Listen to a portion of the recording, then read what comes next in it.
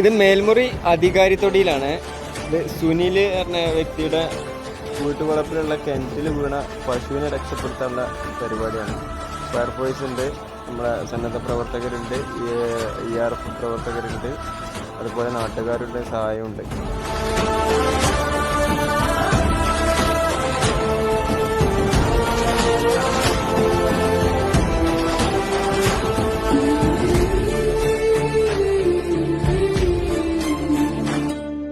ആർക്കും തോൽക്കാതെ പായും സൂര്യനെ സത്യം കാത്തിടാൻ കാവൽ കാപ്പവനെ.